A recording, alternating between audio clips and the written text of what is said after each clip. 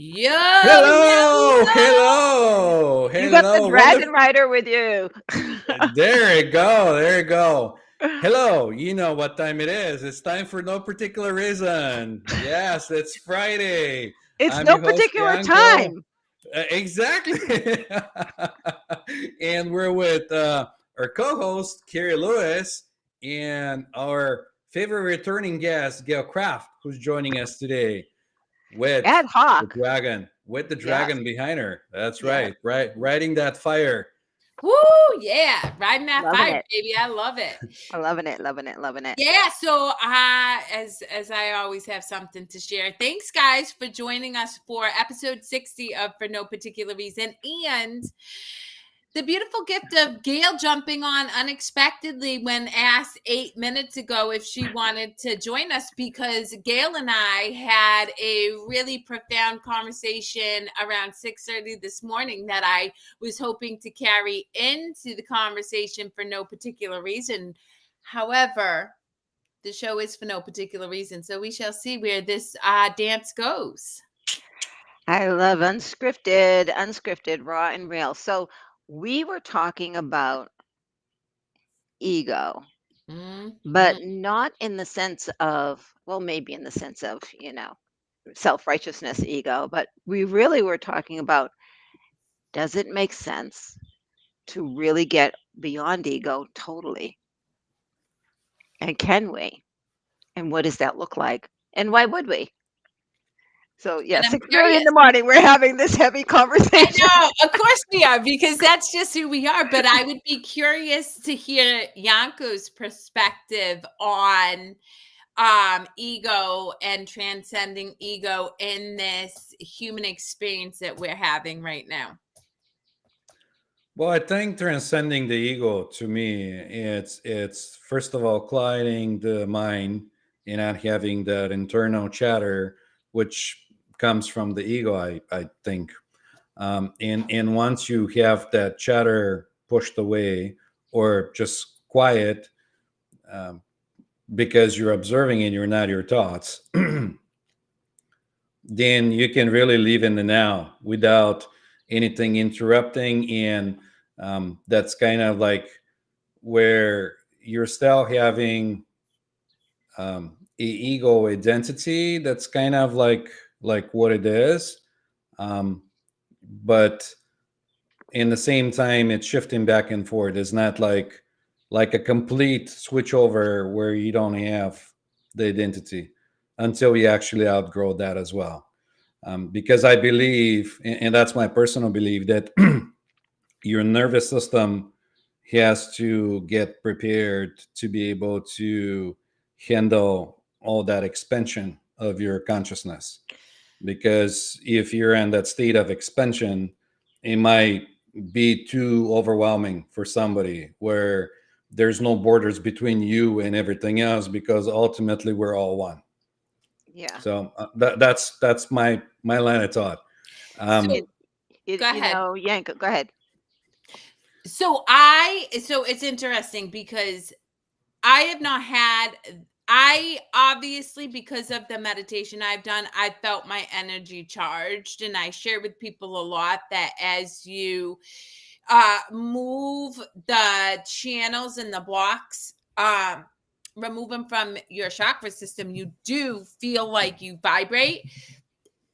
But I haven't had that experience where I'm just in that oneness. But I will say, in what I was sharing with Gail, is that I've read extensively in Eastern scripture, but also by David R. Hawkins, that we do go into that oneness and you can eventually just exist in that oneness.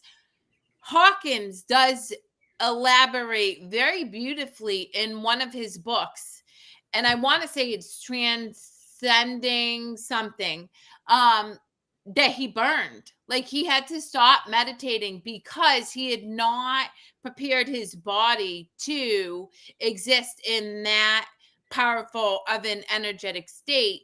And then in the Upanishads, like part of where the Bhagavad Gita comes from, a lot of those yogis have specific yogic practices to prepare the body to be able to withstand that amount of energy. And if anybody is ever interested, if you read the biography of a yogi, what is his name? I can't even remember. Paramanda Yogananda Paramahansa talks Yogananda, yeah. about being able to leave his body and project in other areas of the world while sitting in a yogic state. So who knows? But I definitely believe we can transcend our body. I mean, transcend ego in our human experience.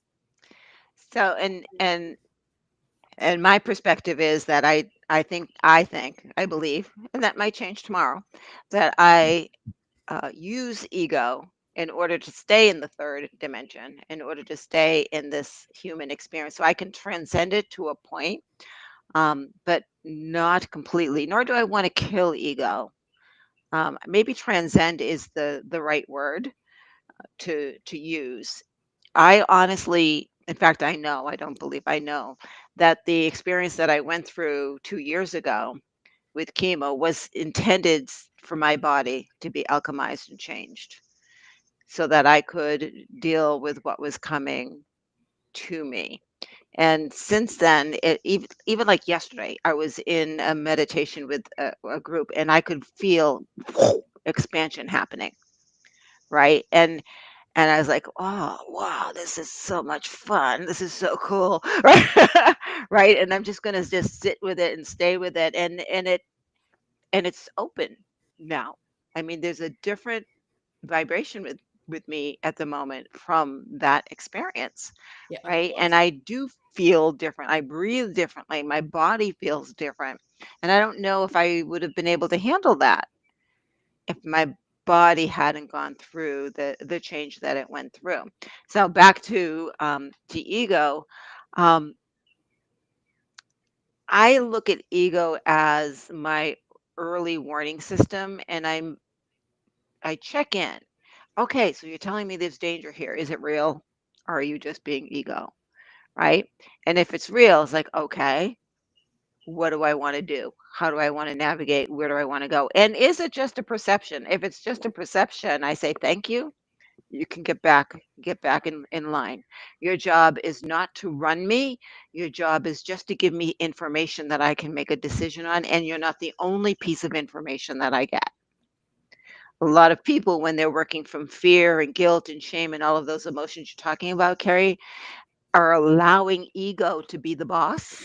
And ego is not the boss. Ego is the worker That's bee, right. right? That's Ego right. is the worker bee to do what I ask it to do. That's right. Um, when I am in a transcendental state, I am asking ego to sit back, to not be in the way, because I can't bring that baggage with me, right? So any baggage has got to stay here. But if I'm going to exist in the third dimension, I have to construct my reality, and that is constructed by beliefs and biases, and that's ego, 100%. right? But I also think that that goes exactly to my point that I share with my clients all the time, that we have a responsibility, and I fundamentally believe this, to question our beliefs often. It's not to say you can't keep them. I'm not here to tell you what belief serves you and what one doesn't, but I am here to hopefully embody and encourage you to ask yourself if what you are subscribing to serves you in the first place. Because to your point, Gail, if it's the belief is causing you to sit in shame, if it's causing you to sit in guilt, if it's causing you to sit in fear, if it's causing you to sit in anger or any of these energies, I mean, you get to keep them if you want, but they're less powerful, scientifically proven, than energies such as love, compassion, Mhm. joy, authenticity. So, And they only last 90 seconds yeah, maximum. that's the thing. Is like, so it's just we give ourselves a gift by examining our beliefs and deciding what serves us or not. And Yanko and I have had this conversation before. I mean, I fundamentally believe if we co-create with the universe, right, and the universe is limitless, and really, if you want to get into the weeds on this, all beliefs are limiting because it creates some type of construct in a limitless world. But because we exist in this human experience, we do need some type of operating system to guide us to the experience we want to have. And that's why I really do fundamentally believe that we have a responsibility to examine our beliefs and let them go if they don't serve us. Absolutely. I listened to a Bashar recording one time, and he said something that totally resonates with me because I do soul realignment work and I look for your blueprint, right? And he talks about getting your blueprint, where you get your blueprint for this world. And there's a blueprint that you get of beliefs, if you will, before you're even brought into this world, because you have to believe that there's a thing called gravity. You have to believe that air is life force energy. You have to believe some of the things that construct this illusion of a world that we're in, right? You have to believe that there are stars. So fundamental, those beliefs are imprinted into us before we transcend into the next set of blueprint, which is your soul purpose and why you're here, right? And then it's up to us with free will. Free will is a blessing and a curse. Right? Right? So when I think of free will, let me back up. When I go through patterns on the trestle board and the Kabbalah and the tree of life, the will that we're given is the will of God, right? This is why we're here. This is my divine will. Ego is put in place, but you have a choice, right? You have a choice, right? You can live your life in love or you can live your life in anger. And you can have ulcers and all kinds of diseases, or you can have joy. And yeah, so your body kicks in every once in a while. It is, after all, only an illusion, right? So what happened to me is I believe that all of the things that happened to me defined me. And it wasn't until I took responsibility for myself that I redefined who I am. And I redefine who I am moment by moment by moment. By conversations with people like you, I get a different perspective. And therefore, my beliefs are fluid. My beliefs are in motion. My beliefs are dough that I mold every single moment. Right. And so, what I say today, a week from now, I may say something different because I have different data. I love that. Right. That Go is ahead. so profoundly important for the listening audience. And that's why and Gail, you and I talk a lot about this.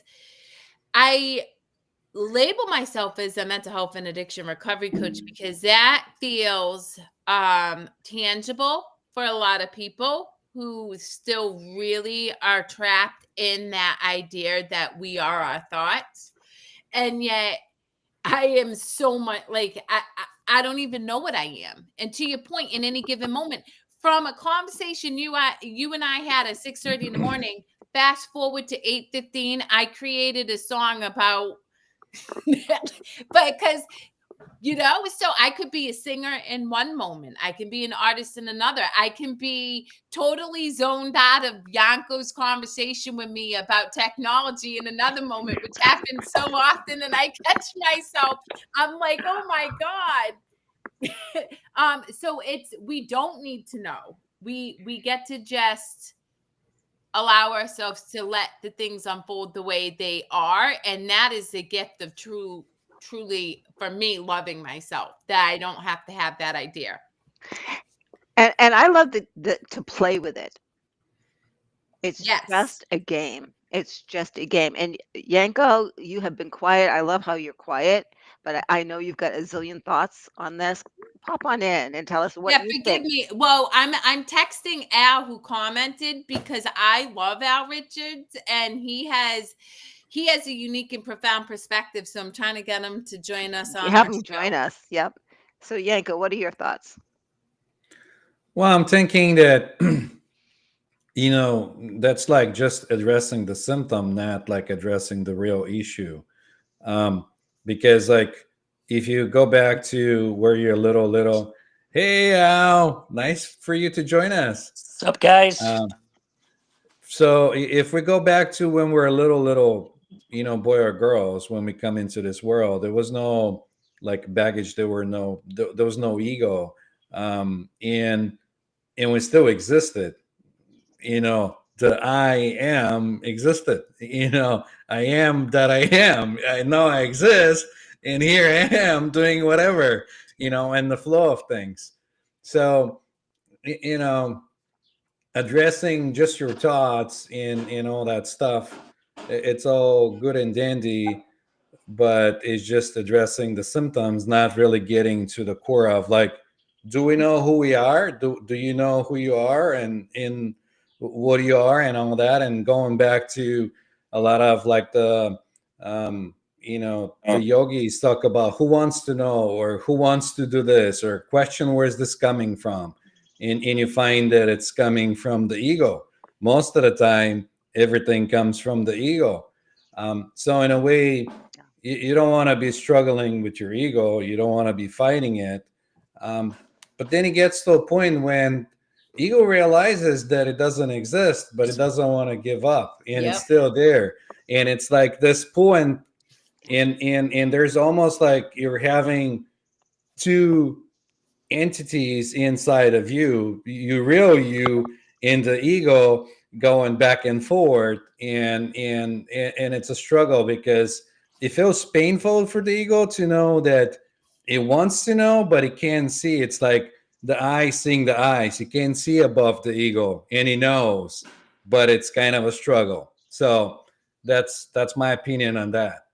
Well, What? I want to jump in here and introduce Al Richard. Yes. So he is a beloved and welcome guest on any and all of my shows. And this is my third show. I finally got Al on all three. So this is amazing. But Al has a lot of wisdom to share. And when we're talking about belief systems, but even knowing who we are, a month ago, Al had 2 legs and then he lost one. 3.5 weeks ago, Al had somebody he loved really close and she transcended unexpectedly. And I think that is a gift of us giving ourselves permission to not know what's going to unfold, but choosing to be open to that experience. Not from a place of fear, but from a place of love, which Al does so beautifully. So thank you for joining the combo. Thank you for inviting me, Kerri. I really appreciate it. Yeah, we love it. So what are your thoughts On the belief? on anything you want to share with the Anything you listening want to audience? share? Yes. Wow. Well, I just got home from the gym, so hopping around the gym on one leg. But um, I know when Kerri and I we did a show as a guest on one of her shows about a week ago with her and Nana, and it's crazy that word belief. I was telling Kerri that is actually a word that I've worked on not having in my vocabulary. And the reason for it is because we're all molds of our parents. We're all raised differently, and we have certain beliefs that our parents have ingrained in us, right? And we come to believe that wholeheartedly with every ounce of our being. So what I've come to realize is what makes my belief different than someone else's belief. Am I right and they're wrong? Or are they right and I'm wrong? And then I started really looking into it. And I actually had a client, or not a client of mine, but a guest of mine that came on my podcast that said, if you look at the word belief, you'll see the word lie in it. And I went, wow, that's really interesting. So I just like to say now, like my version of it. And I like what I heard just a little bit ago. I don't have the name of the lady that said it here, Gail. but Gail? Gail. So Gail, yeah, I think it was you that said, or maybe it was Kerri that said, what I see as of my belief today may change tomorrow. And that is so freaking true because we are constantly changing, at least those of us who are wanting to evolve and become better individuals.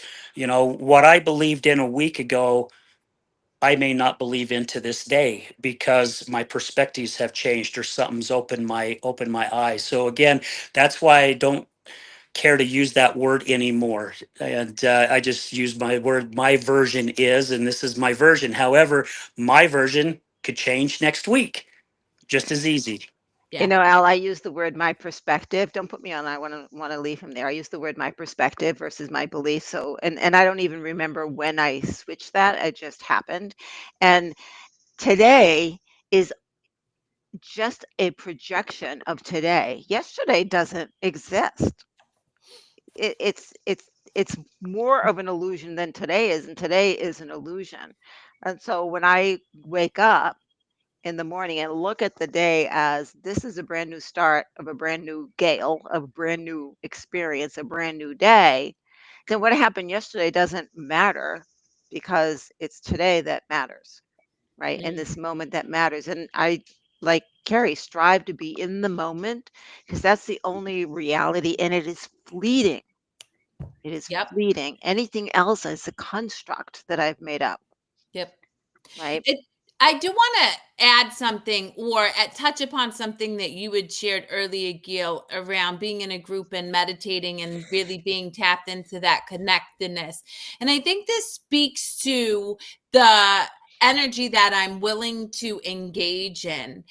And so you and I, we go into meditation so we can like really tap in when we bypass our ego to the energy of the collective, specifically around us, but even beyond that. Mhm. And I know that because I'm constantly called to reach out to somebody, and it's the exact moment when they needed to receive the exact message that was delivered, which I truly believe is God or love or however you define source Right. working through me as a vessel to impart that on another individual. However, I am very particular about the energy I'm around at this point in my life. I have zero tolerance for being around energy that is not joyful. Now, does that mean that I'm right and they're wrong? Absolutely not. But this is my human experience. And I absolutely, with free will, have the ability and the right to choose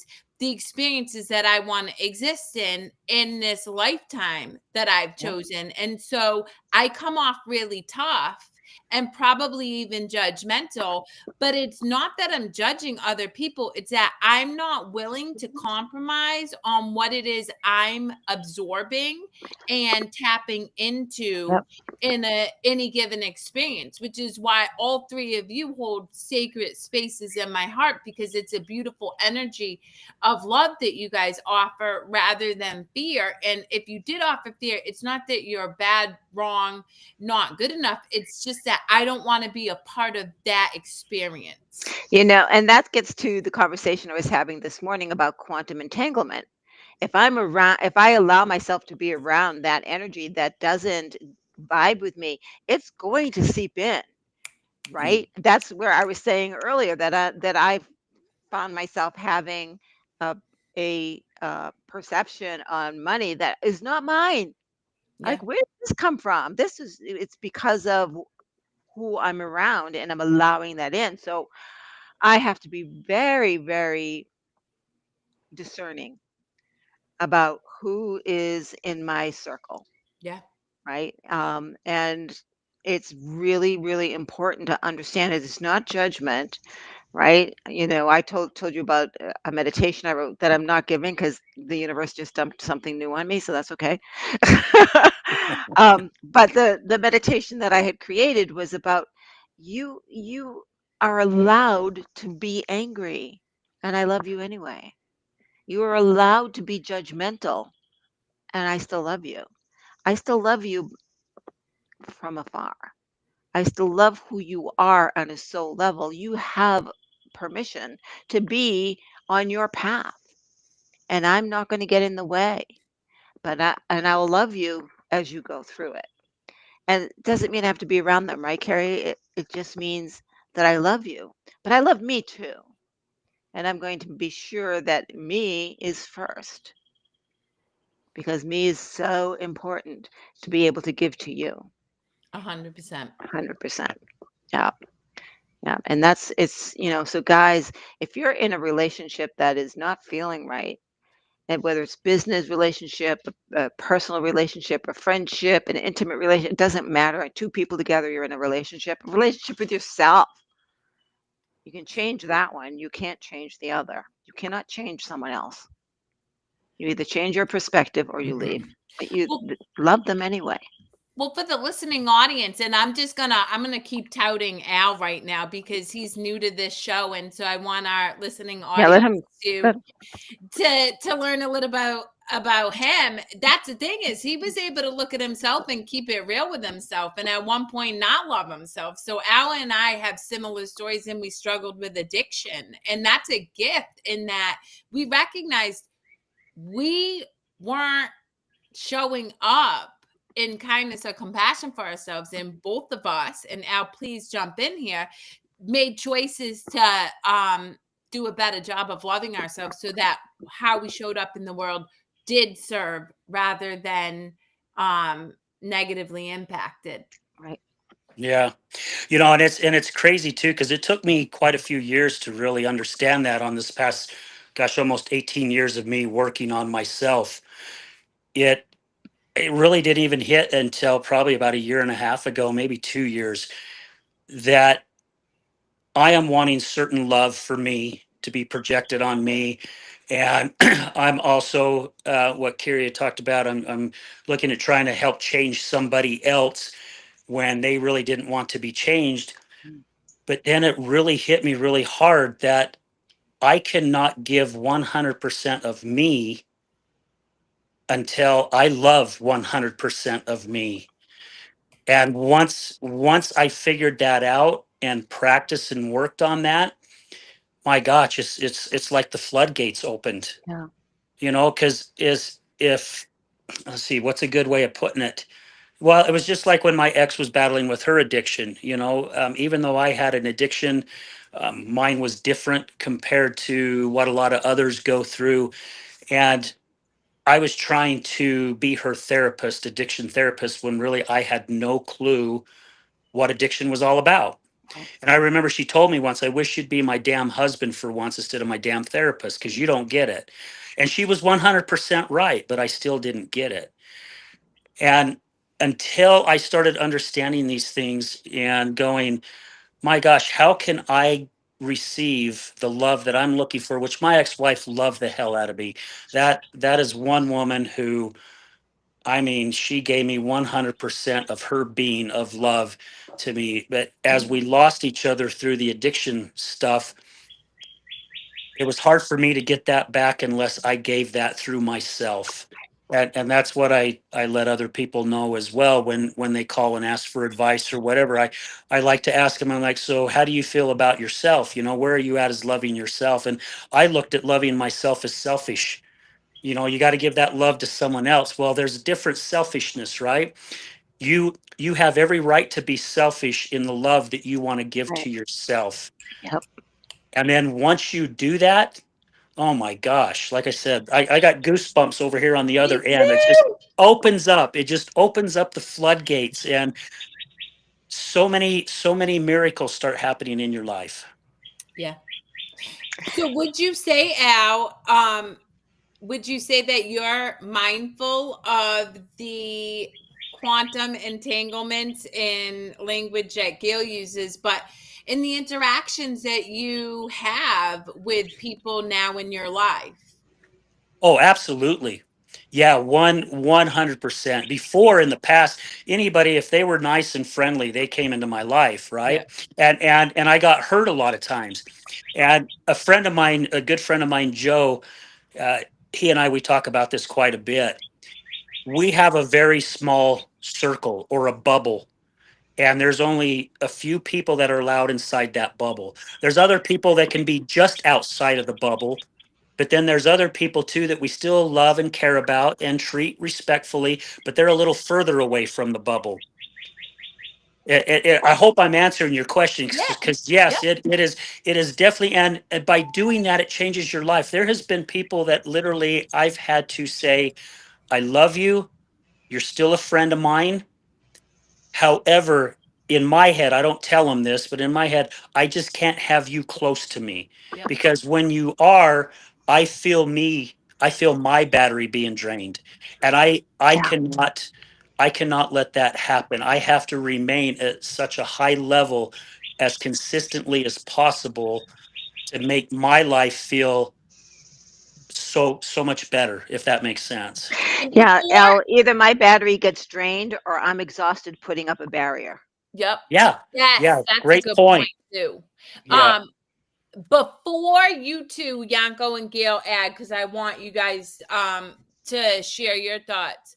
I do want to highlight for the listening audience, it's not that any of us don't surround ourselves with people who challenge us. In fact, the people I keep in my circle challenge me all the time. Nobody placates me, but they challenge me to be the, show up in love, show up in compassion. When I'm not able to do that, they'll hold me accountable in a way that is nurturing and kind rather than destructive and breaking me down. And that's the difference, because I think that sometimes people make the mistake of thinking, oh, you only hang out with people who are really, really nice. I know Nana and I get this all the time. And I'm like, absolutely not. You best be believing that Nana will check me on my attitude, but he does it in a way that lifts me up and doesn't tear me down. And that's important to highlight.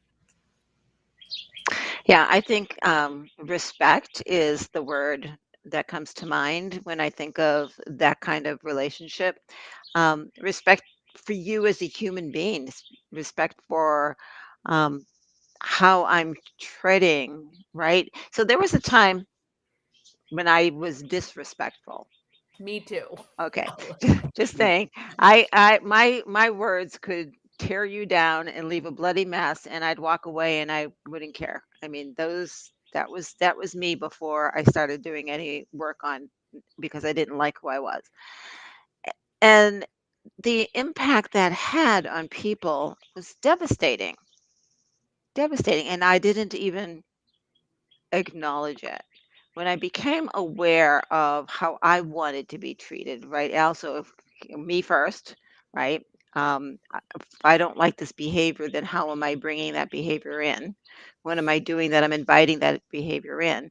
And learned that, yes, I'm important first, but how I say what I have to say and get my message across without being inauthentic is also incredibly important, because I create this world, I create this reality with my thoughts and with my language.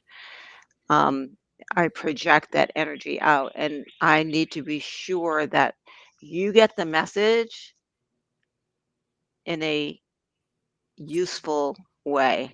My job is not to harm you. And sometimes, a lot of times, I'll go to say something and the universe yells at me, "None of your business." And I'll literally go like that. I'll be going, and, "Oh, okay." Right. Right. Because sometimes it is none of my business. Right. This is your journey. Right. And the message I've been getting has been, every time you interfere, they don't get their lesson. It is not, you're stopping them from getting their lesson. That's right. Right. Yes. That's Stop right. interfering with their lesson. I'm like, You're robbing them okay. out of the experience. Good or bad is just a word that we use to Yeah, describe something that we're not even aware of. yeah. I wanted to add something to this whole conversation, but I forgot my line of thought. I was holding it in. I'm sure will come back to Well, me. you That's know why what? I have paper and pen. So here's the thing. I do want to touch upon this, because I shared this, I think, with Gail, definitely with you, Yanko. I vacillate. Because just like I was saying, we are each other's miracles, right? If I get a nudge to reach out to Joe Schmo, and it makes no sense, haven't talked to him in 5 months, but I just am called to show up in love, I do that. Right. If I'm sitting here having a conversation, this is real talk, guys, this happened, and I'm having a conversation with somebody who's sharing something, and I get a nudge to be like, dude, you're not embodying what you're saying, then I kind of do it. And the reality is one could argue that I am interjecting on their journey, but equally, I'm also, who's to say I'm not the nudge? Who's to say the universe didn't nudge me to say? The one point I will make is that, like you, Gail, I work very, very consciously to deliver a message that is clear, kind, and leaves you with something to consider, right? I'm not trying to tear you down, but I am going to say, hey, what you're preaching is not what you're practicing, and that could cause harm. So I don't know, I vacillate, and I'm happy to have you guys disagree with me, share your thoughts, because I do struggle with that, because I do have an ego, and I do recognize that I can be opinionated at times, but other times it's like, even when I try not to say something, I just do. So let me be clear. When I get the message to say something, that's different than me interjecting and the universe telling me to back off. Right? So I'll give my daughters a perfect example of I've backed off from her because I've interfered enough in her journey, and she will ask me for advice on something, and I will sit and listen for a minute. What kind of advice am I going to give her? And I typically will say, this is from my perspective. It's from my journey and from my experience, and it may not resonate with you. Yep. But here's what I would do if I were in your shoes. So I have to be, and I do that with my clients as well. I can only tell you from my perspective and my experience, right? It doesn't mean it resonates with you, but it gives you something to think about. Right. And that's the best that I can do. It's a lot of times I spend, holding space. And right, holding space and asking questions. Yep. Because it really is, everything is my perspective, and I don't know your journey, Kerri.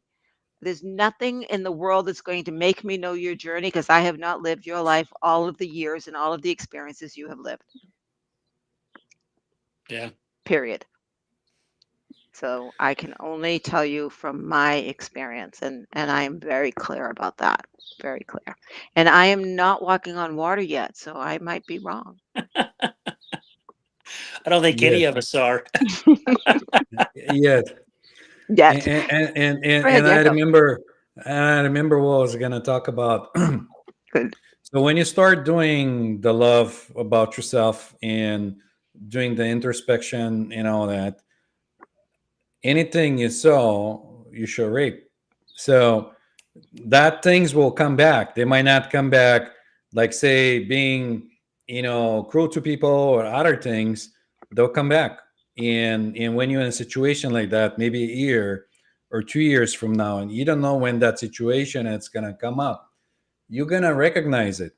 And that's the key, when you recognize it, not to react on that situation, but to recognize it as like, oh, it's all karma running out. I did that. Now I'm sitting on the receiving end. I know what it is. Thank you. And they can keep on going and like, oh, it's like, okay, thank you. I appreciate it. So that's what I wanted to add to that conversation, because a lot of the times people have that expectation that things are just gonna like change. Yes. Mm-hmm. Once you open up your heart and you start loving yourself, you're receiving a lot more. Like Al was saying, it's like totally different experience. Right. But it's not magic. You still have to do the work, and you have to, go through the experience. And reap the fruits of your labor, either before or after. So that's all I wanted to add.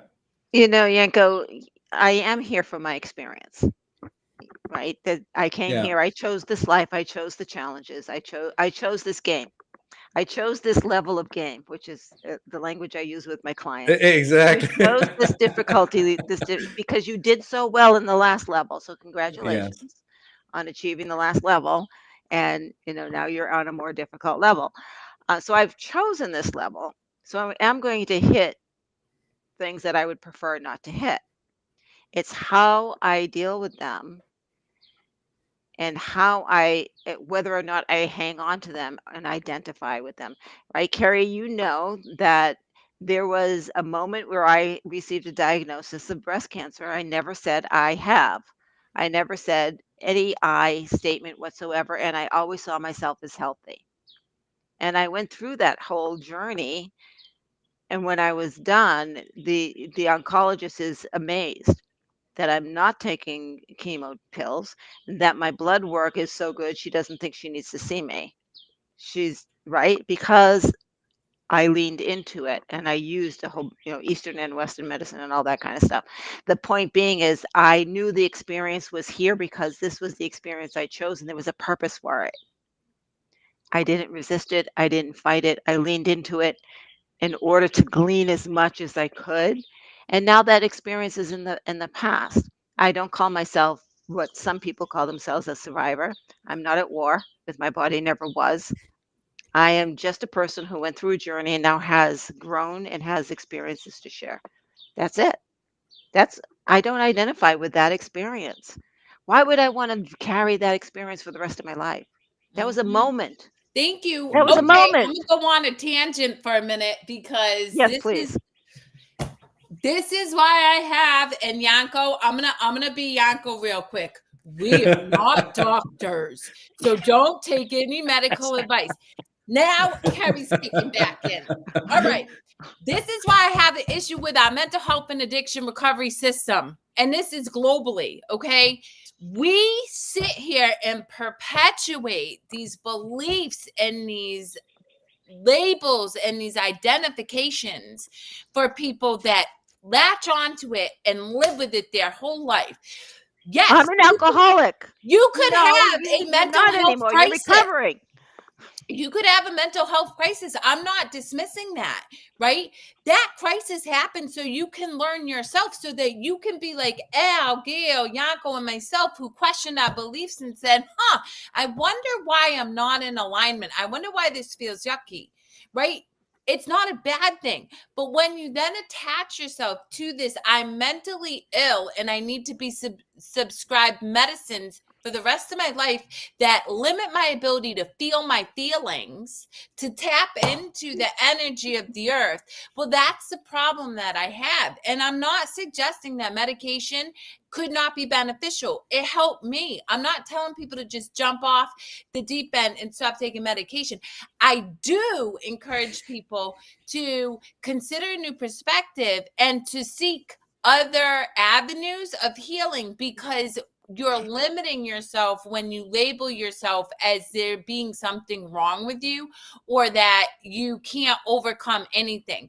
And I'd be curious to hear your thoughts, Al, on what Gail was saying, because you, like Gail, went through a fairly significant physical health change. And I wonder how you have taken that experience and used it to expand rather than consider yourself as victimized because you have one less limb. Yeah, it was, I'm not going to say it was easy. It may sound like it while I'm talking about it, because it's not. I remember when I first heard those words come out of the doctor's mouth, you may just lose your leg. I mean, immediately within a nanosecond, the first thought that came through my brain was, my life's over. I'm not going to be able to hike anymore. I'm not going to be able to kick the soccer ball around with my grandkids anymore. I'm not going to be able to drive my truck anymore. I'm not going to be able to have sex anymore. I'm not going to be able to do this. I'm not going to be able to do that. All this negative crap just started flooding my head. And it took, I don't know how long. It seemed like 5 minutes or so to me. It doesn't really matter. But then I stopped myself And thank goodness for the work I've done on myself all these years, and also being an international certified crisis and recovery coach. My training also kicked in where I went, wait a minute. I got two choices. I could sit and waller in the darkness and feel sorry for myself and end up frickin' laying around like a damn cesspool.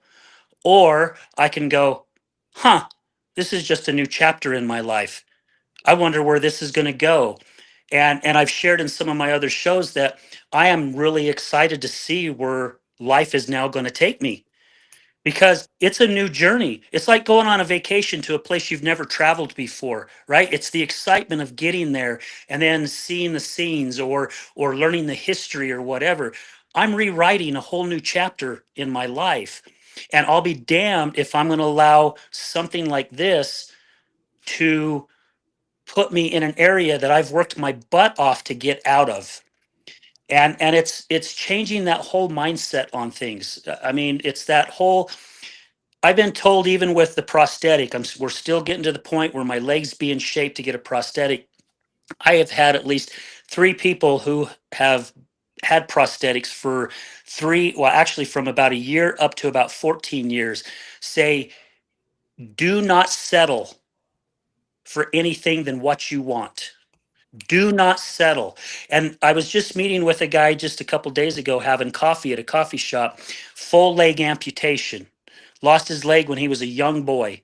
And he's been dealing with, he's got a real cool robotic that he can control everything off his freaking phone, which is amazing. But he even told me, do not deal with anything that you're not comfortable with. Ooh. And it really got me thinking, man, that's just about life in general, right? It goes back to loving ourselves again. If we're loving ourselves, I'm not going to have my clinician say, you know what? You deserve a K3. Ampu Different legs and different things, feet come in K1s, K2, K3, and K4. K4 is the top of the line. There's many different types. K3 will help me so I can go golf. It'll help me so I can go hiking and different things. And it's really crazy because my doctor saw it. My doctor goes, I'm not signing off on a K3. And I'm thinking, why? I don't understand. Because you told me you'd sign off on whatever they suggested. She goes, you deserve a K4 and I will make sure you get a K4. And I'm like, oh my gosh. So here I was settling with what my clinician was telling me. And it took my doctor to open my eyes up to go, no, why are you settling for that? You know, there's no reason for you to settle for that. This is what you want, because this will allow you to do whatever it is Al wants to go do. And you guys hit it, Gail, everybody. I mean, you guys hit it right on the nose. We settle for so much. Yep. And I just don't understand why we do that. Why, like AA, I'm not knocking AA. It's saved a lot of people. It's saved a ton of people. But why do you still get up and go, hi, my name's Al and I'm an alcoholic? Because you're no longer an alcoholic. Why? I used to tell my ex-wife that. Why are you going up there and putting that label on your forehead when you haven't drank for over a year? Why? Because you're not an alcoholic anymore. You was at one time, but you're not Right. now. Yep. You are this beautiful lady who, and then she got up and started saying, I'm in long-term recovery. So she changed it up. But again, it goes back to, I think, loving ourselves, believing in ourselves, and not settling. Because my hell, all my life I settled for whatever life was, whatever it took me all these years to figure out. I can make my life however the hell I want to make it, as long as I love myself, believe in myself. And I don't know about you guys, but since I have fallen in love with the person that I am today, my spiritual sense has opened up so freaking wide. It's like I am being led to every next corner and every next mountain. It is so flippin' crazy.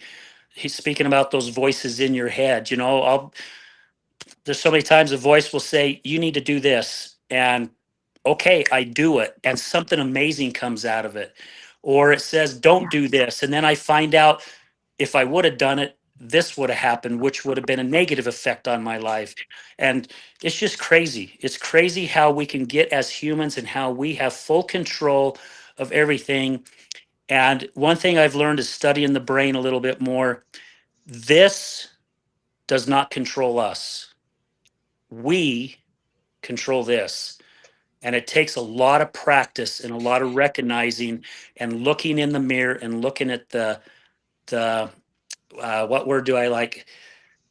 Looking at the mission in the mirror, or learning the lesson that's in the mirror, right? There's a lesson behind everything. And once we can figure that out, life starts going a heck of a lot smoother. We're still going to have, like I like the term shitballs. Shitballs are still going to hit us in the face. That's just part of life, but that's a part of our journey to strengthen us and help us learn, as long as we take it as that lesson. What is the lesson behind it? Ooh. You know, Al, my analogy of life being a game, it's like a video game, right? Is just like that. Okay. So I'm on level 1 and I pretty much suck, right? So I keep not making it, but I'm learning better how to navigate level 1. I finally get done with level 1 and I got some power-ups. And then I go to level 2. So I can navigate level 2 pretty well because I have the power-ups, but guess what? I've never been on level 2, so it's a bit of a struggle, right? And so I'm learning, right? Those are the lessons, learning as I go through level 2. And I pick up some other power ups. And when I get past level 2, then I get to level 3. That's why I say, especially the clients that I have that are in the dark night that come out of it with me, that's when I say, man, you must have been one powerful bitch in your last lifetime, because you just went through this game and this was a tough one. Congratulations on leveling up, right? Yeah. And that and this is just a game, right, Kerri? It's just a damn game. And when I can look at life that way, as it's I can't take things seriously. I know I I have a can't hard take it time. seriously that someone's pissed. You cut me off. Okay, so you cut me off. Somebody sent me somebody Go ahead. in my immediate family, and I will not put them on blast. I was joking about their phone being archaic and needing to be in the Smithsonian, to which they immediately replied from a very fear-based narrative around, I guess, artifacts being removed from the Smithsonian. And so I was like, well, that's interesting, to their response, which is, that's horrible. I didn't even respond because I'm like you. It's hilarious. First off, I think about it as a house of cards crumbling down. The love's gonna wrap up all this fear-based stuff anyway, so I'm not really concerned about it. But it does come to a point where it's a matter of perspective. And for anybody who knows even the little slightest about me, I just choose joy. I choose joy all the time. Nana and I were at the doctor's the other day. I'm getting a colonoscopy, which, to Al's point, the doctor was like, you're so young. Why are you getting it? I knew I needed to, and they removed a whole bunch of polyps. So I'm like, because my intuition said I needed to, and I'm not waiting until this shit turns into something that I can't navigate. But I didn't even defend myself. I just ignored the conversation. But the real thing was that Nana and I were in so much joy that nurses were coming into our room to gather because it was a good old time. And so we get to do this life any which way we want. And I'm going to tell you, Al's right. And it takes work. We have a mid-cingulate cortex responsible for willpower. But every time I choose joy, it makes it a little easier to choose joy again, even when I'm sitting in a hospital room waiting to get a tube shoved up my ass. So I'm just saying, it's Kerri, when I was going in for surgery, what was I doing? I was singing "We're Off to See the Wizard," right? As they're wheeling me down. The anesthesiologist and nurse joined me. Every station we passed joined me. The nurse that opened up the gates, we were talking about which do you like? And my surgeon says, I'm taking off your ruby slippers, my dear. I mean, the only thing you can do is raise the vibration. Yep. Yeah, So absolutely. that's what I did. I had the same thing when they was willing me in to have my leg amputated.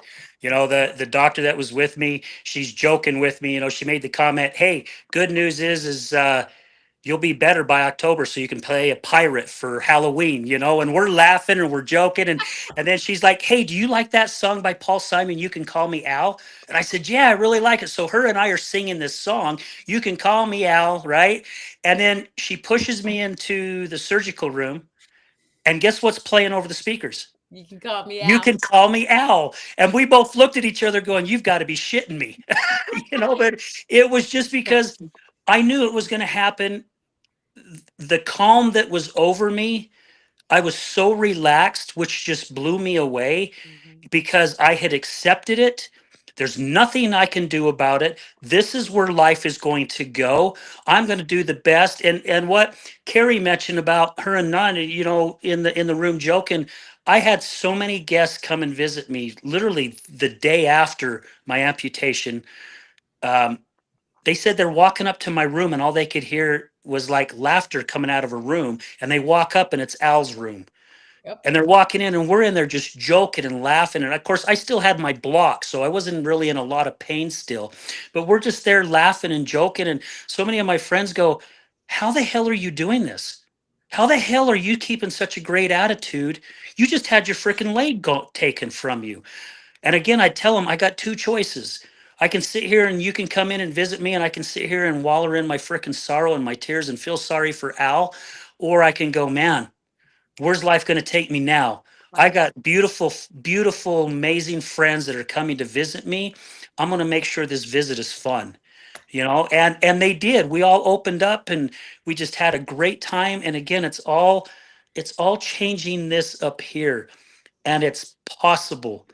It's possible. I'd like to challenge the listeners. If you brush your teeth with your right hand, for the next 7 days, brush your teeth with your left hand. Yep. Or vice versa.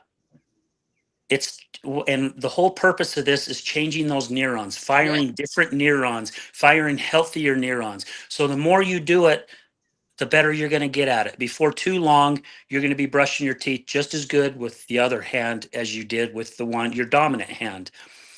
It's the same when it comes to changing this up here with our thoughts, our attitude, how we look at life. Yep. You just have to go, okay, this sucks. Normally I'd get pissed. I'd throw something, I'd hit something, I'd tell somebody off, I'd flip them the bird or whatever it may be. See you, sweetie. Ah, Or you can just say, wait a minute, again, I can take control of this. I don't need to lose my temper. I just have to stop myself and settle myself down, and it just changes life so much. And the more you do it, the easier it gets. And before you know it, your brain is automatically doing it. Yep. Instead of you actually doing it. Well, that's what, this kind of ties back to two things. One, you and I talking about having a good time in the hospital room speaks to what Gail had mentioned earlier today, which is quantum entanglement, right? Is like we wrap ourselves up in so much joy that we then receive that same joy back to us, because to Yanko's point earlier, what you sow, you shall reap. And we sow joy, so we get joy back, even in what some people would identify as really unfortunate circumstances. And secondly, choosing joy when you're used to naturally focusing on the negative does take work. But to Al's point, you do it over and over again. And instead of it taking you days, weeks, months, years to find the joy from a situation that felt hard, it takes 5 minutes in Al's case. Sometimes it takes me a little longer. Sometimes it takes me a nanosecond. But it's so much easier because I continue to flex that muscle over and over. And that helps me come back to joy. And I just love it. With that, we're at the top of the hour. Al, do you want to leave our listening audience with anything additional before we jump? Wake up every morning with gratitude. It'll change your life. Just wake up, be grateful for what you have, because there are other people who would die to have what you have. You know, stop looking as I wish I had this or I wish I had that. You can get whatever you want. However, as long as you wake up with gratitude every day, and something that's been mentioned throughout the show, you know, live in the moment. I mean, seriously, this is all we have. God has given me this time right here, right now. 30 seconds from now, after I get off this, my life can change completely. So you just live in the moment. Love that. What about you, Yanko? I won't have anything to pass on. It might look like something, but yeah, you know, I would say to me it doesn't matter because everything it's in movement. Everything moves all the time. So even if you try to get stuck or anything, you're gonna get unstuck. That's the reality of things. You know, you can try not to do anything or do anything, and then when the time it's right and everything it's right, even if you don't want to have that experience, you're gonna have it, or the other way around.